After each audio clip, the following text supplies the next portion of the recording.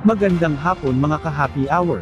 Narito ang mga balita para sa MBC TV Network News Update 3 PM edition.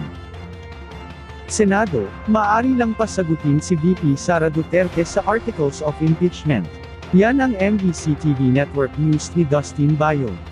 Muling binigyang linaw ni Senate President Francis Chis Escudero na limitado lang sa pag-issue ng summons kay Vice President Sara Duterte ang maaaring magawa ng kasalukuyang Kongreso patungkol sa planong impeachment. Sa panayam sa DZRH, pinaliwanag ni Escudero na hindi na makakaabot sa trial ang planong impeachment kay VP Sara gayong patapos na ang period ng 19th Congress sa June 11. May 10 araw ang nasasakdal si VP Sara para sumagot. Hindi pa nga siya humihingi na extension nun.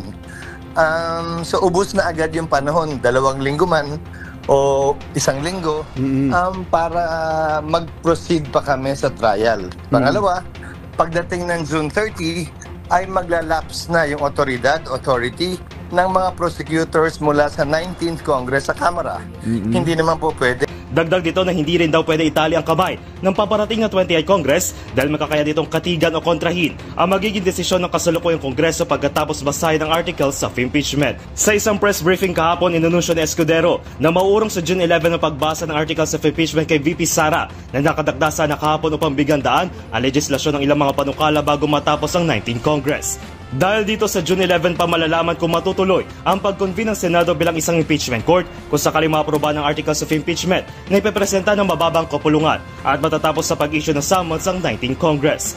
Paliwanag pa ni Escudero, kung magiging ibang desisyon ng 28th Congress ay maring i-apela ito sa Korte Suprema at binigyan din ng desisyon ng plenaryo. Halimbawa, pwedeng sabihin ng 19th Congress, tatawid yan, pero ang pasya ng 20th Congress, hindi tatawid yan. At i-dismiss nila. So, depende. Sa dulo, you have to understand, in Congress, plenary is supreme. It's not the decision or the voice of one member, even if he or she is the Senate President or an officer of the Senate or the House. Desisyon palagi ng plenaryo ang mangingibabaw sa anumang usapin. Matatandaan noong February 5 na impeach si VP Sara ng House of the Representatives kung saan kinatigan ito ng higit 200 mambabatas. Para sa MBC TV Network News, ito si Dustin Bayog ng DZRH TV. Una sa Pilipinas, una sa Pilipino.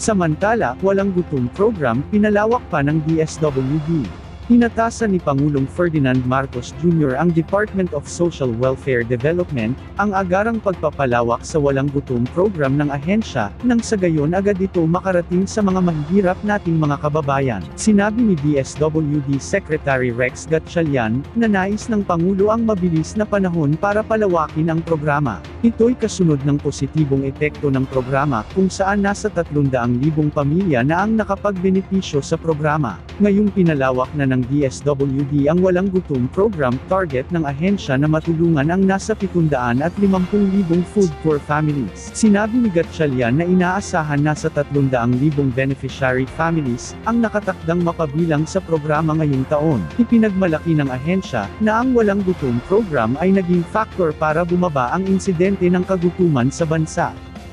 At yan ang mga balita para sa MBC TV Network News Update 3 PM edition. Abangan ang mga susunod na balitaan mamaya para sa 4 PM edition.